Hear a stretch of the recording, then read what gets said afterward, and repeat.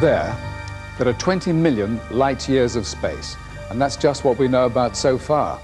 In fact, what we don't know makes all the knowledge mankind has accumulated over the centuries add up to very little. Perhaps there'll always be more mysteries than answers, but then we all love a mystery. We have two more stories for you tonight. Stories of ordinary people, but what they describe is anything but ordinary. The evidence is compelling, but is it convincing? The woman in one of our stories tried to convince a jury when she took her psychic powers to court. We'll bring you their verdict later. First, though, we've launched satellites and space stations hundreds of thousands of miles into orbit. Space probes have got more than 500 million miles away. Now, if we've got all that, some ask, what might another civilization have? Figures show that a UFO, an unidentified flying object, is spotted by someone, somewhere in this world, every 3 minutes. Certain areas report many more sightings than others. There have been concentrations of sightings from the Australian bush to the Brazilian rainforests. But in the past few years, nowhere has had more UFO reports than a certain part of Scotland. In the skies around the town of Falkirk over the last couple of years, around 800 UFOs have been sighted.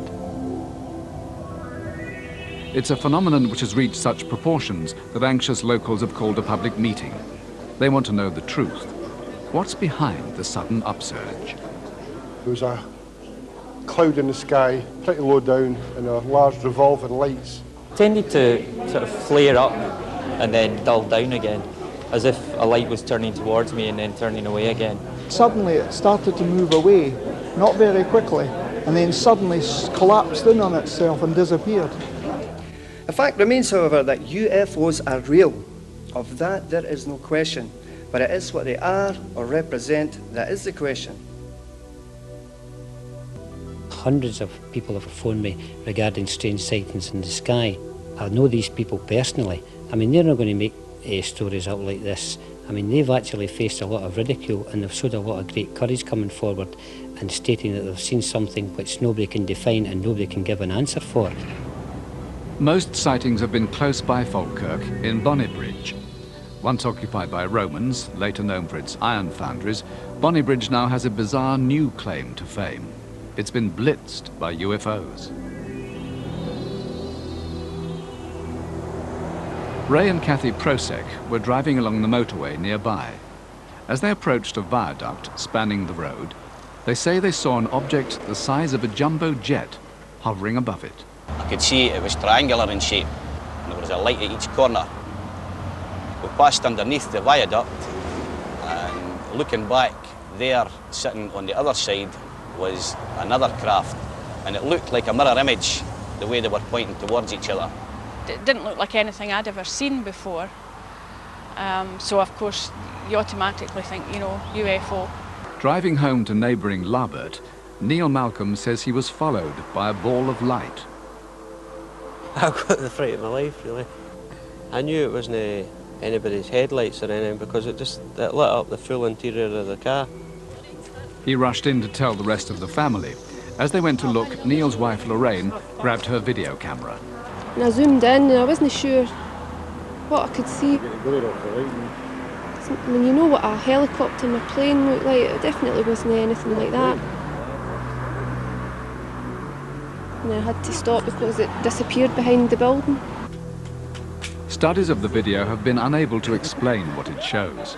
Even experts like Malcolm Robinson, who's analysed reports of UFOs for 25 years, are baffled by the wave of sightings.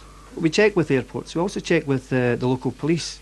And then you also check with meteorological stations to see any flights of weather balloons, etc. Some reports are misidentifications, obviously, of aircraft and the like, but this leaves us with a small residue which is highly unusual and which demand investigation. But the most puzzling UFO case in the area must be the one which happened in these woods near Livingston. It's a case that the police came to treat officially as assault by person or persons unknown. It happened to a forestry worker, Bob Taylor, who was out on patrol checking for stray sheep in the forest. It was a routine task, one he'd done countless times over the years he'd worked there. As usual, there were no sheep, but as he rounded a corner, he discovered something else.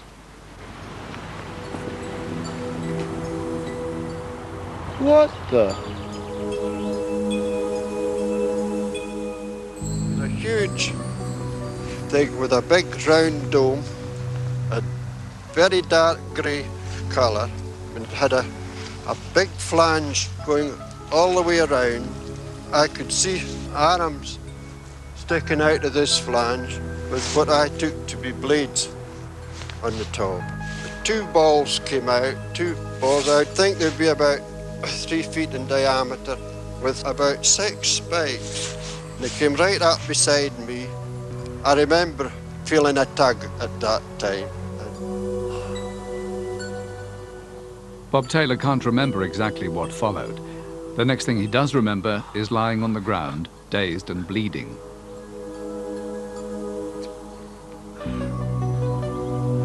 Unable to walk and in no condition to drive, he set off for help on his hands and knees.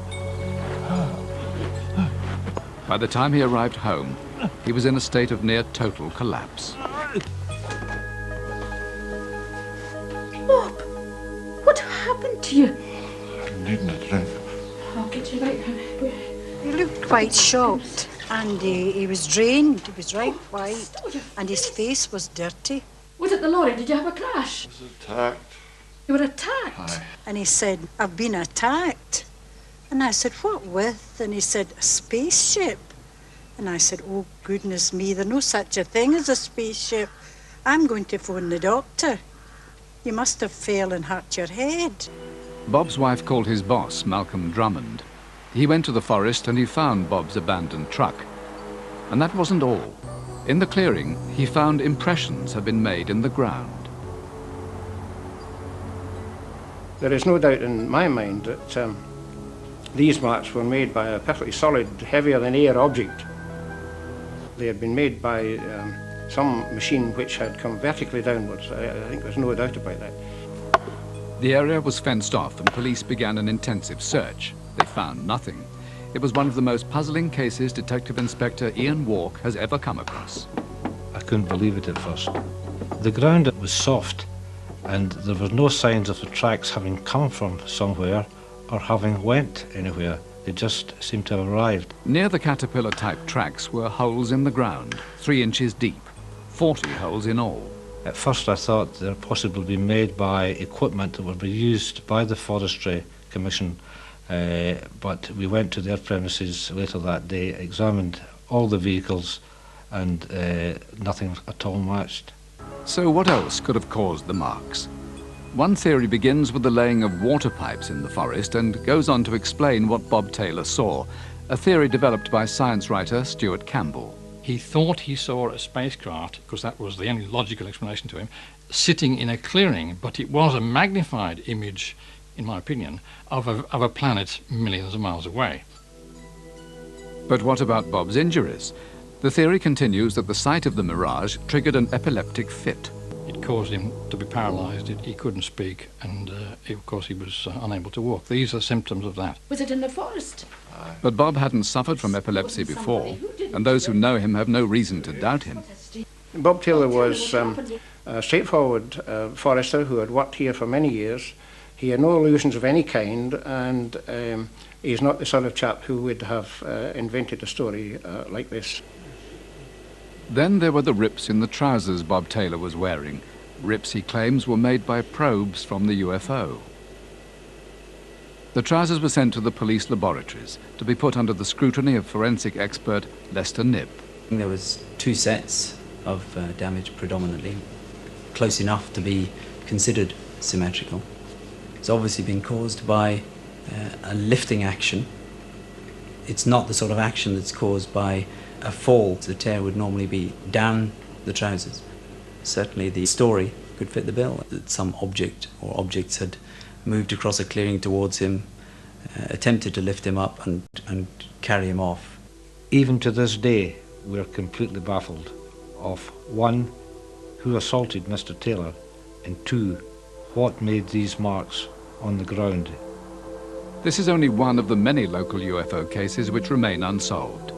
Some witnesses say they're left with profound after effects, desperate to find a way of coming to terms with seeing something that defies belief. One of the most recent cases has left 2 local men with an obsession to find out what it was they encountered on a lonely stretch of road through the Pentland Hills. We come back here quite often, looking about with our camera and that. I'm just interested to find out, to see if we can maybe see this again. The craft was bigger than the road. Me and Colin reckon that the craft was about 30 foot wide. We were both very frightened. It has sort of affected my life, seeing something like this. I've never seen nothing ever like it before. Since I've suffered with bad depression, which I never used to do, it's just always on my mind. I just want to know what happened that night. I didn't really believe in it, UFOs, but this experience has sort of changed my mind. The Scottish UFOs are affecting local people in another way. They're becoming a tourist attraction. A plaque has been put up where Bob Taylor claimed his close encounter in the forest, bringing visitors from near and possibly very far.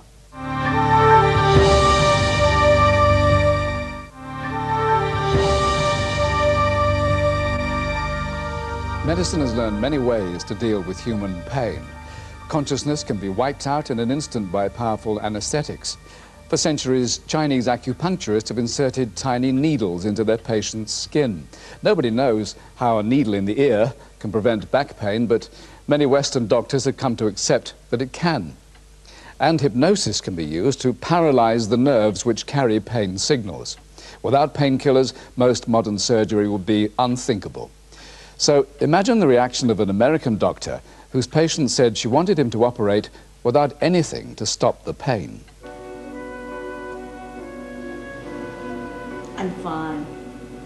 In almost 35 years as a physician, I have never seen anything like that before. She said she didn't need anesthesia. It just Sure you want to go through with this? Thought of. I block out the pain. At about age 7, I discovered that I was psychic. As I grew older, my abilities grew not only stronger, but as I grew, they grew. About 10 years ago, I discovered that I was able to be pain and medication free, never taking any kind of pain pill for anything. I didn't have any pain, I didn't have any swelling, I didn't have any bleeding, plus the ability that I had helped me to heal faster than the average person. Penny Polito calls it her pipeline. Doctors in Florida, where she lives, were skeptical, to say the least, about her claims. But she was so convincing that they agreed to operate to remove a cyst from her arm, with anesthetic standing by. I enjoy it so much, but of course you know that. When I put the knife on her skin, I thought that she would rebel and possibly scream a bit because it was going to be painful. And she didn't. The few minutes that it took was enough for him to have his shirt wringing wet because he was a nervous wreck. Why? He said, "Penny, it's logical. Nobody can have surgery without anesthetic." I'm just looking forward to my vacation, and it's going to be such fun. We go. The anesthetic standing by was never used. To the doctor's amazement, Penny didn't feel a thing. And she went on to have 6 more operations. Operations potentially even more painful. You have 3 significant-sized cysts, all located in a very, very sensitive part of the breast.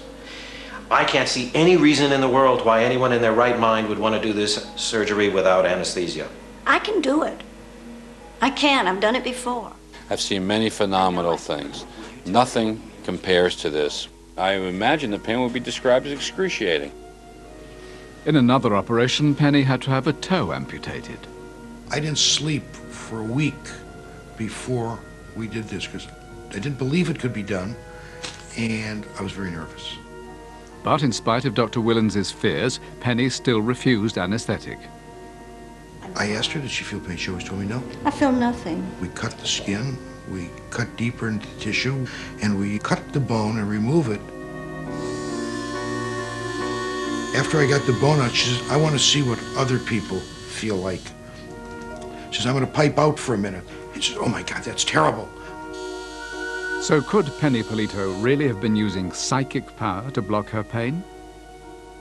A leading psychiatrist who examined her thinks not. When I examined her, I discovered very quickly that this lady was very gifted, and she was using self-hypnosis.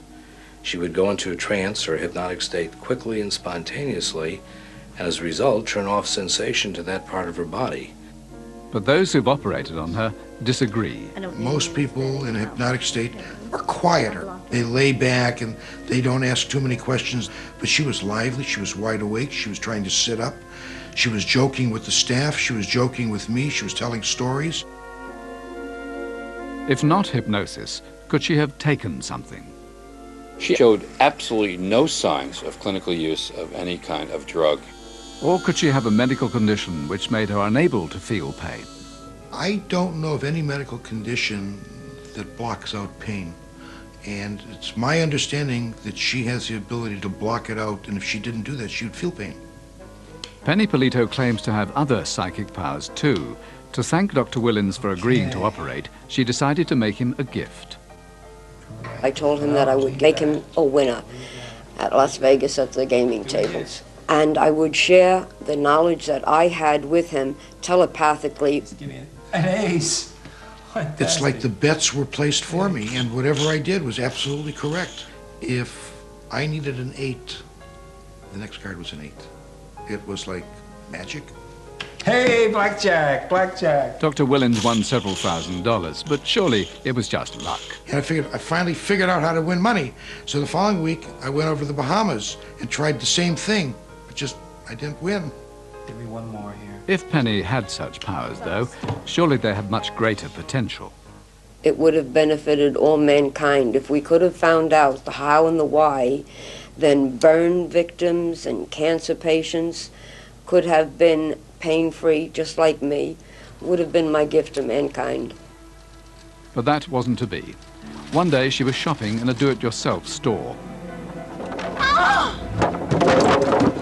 3 boards came down and struck me on the head. Are you okay? Are you all right? Penny Polito says she felt pain for the first time in years.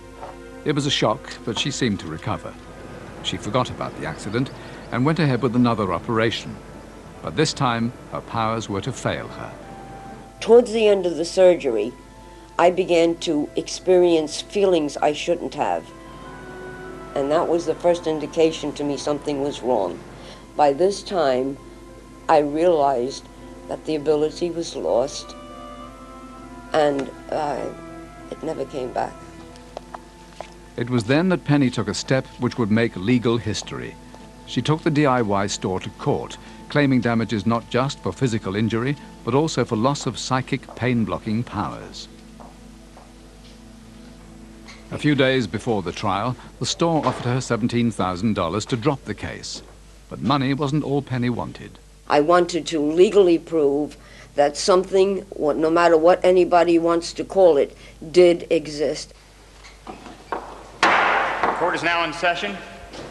Our reconstruction is based on reports of the court case, which began with the DIY store's lawyer making an astonishing request. I do not believe that Mrs. Polito has paranormal powers, but if indeed she does, we would ask that she refrain from using them to mentally invade the minds of the jury. No, Mr. Slock. The judge refused, but ruled that the jury should reach a verdict on both the physical and psychic injuries claimed by Penny Polito's lawyer. On both physical and psychic injuries. Mr. Dubinsky. While I understand that what I am asking you to accept, to some of you may even sound crazy, we will present evidence that Mrs. Polito does indeed have abilities that go beyond the comprehension of most of us. The doctors who had performed all 7 operations backed Penny Polito's claims. This woman has some very strange and unreal abilities. He brought in the saw that was used to cut the bone out of my foot. This is a mock-up of the human foot. This is the left foot, which I operated on. Then using this, cut entirely through the bone. And he sawed through the bones to demonstrate what I must have been feeling and experiencing during the surgery. Things started to go wrong, however, when the DIY store's lawyer told the court about her operation a fortnight after the accident. As far as we're concerned, if she had that ability, she still has it. She's simply choosing not to use it. In his closing statement, he called her claims bizarre, absurd, and ridiculous. And there is no such thing as paranormal activity as she describes it and defines it. Thank you. The jury may now retire to consider the evidence and reach a verdict. And the jury reached a verdict. We have, Your Honor.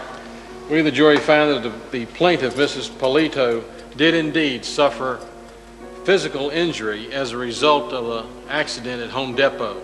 However, we do not feel that she has suffered any loss of her psychic powers.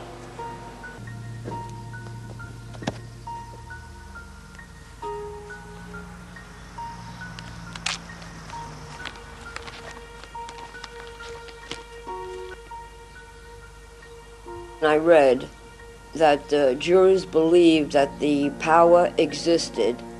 I realized that the case wasn't totally lost, that the jurors believed me. I myself was truly convinced that she had some amazing abilities. She wasn't awarded damages for the loss of her psychic abilities because she really didn't prove that she had lost the abilities due to the accident. That part for me was a victory, because at least then I knew that jurors were convinced a power was real, it happened, it existed. Pain-blocking powers were tested as long ago as 1935 by a group from London University. They carried out an experiment in which an Indian man walked across hot coals at a temperature of 800 degrees Celsius. He should have suffered agonizing burns, but he didn't. If we could find out how such things can happen, medical science could be on the verge of a major breakthrough. Until next week, goodbye.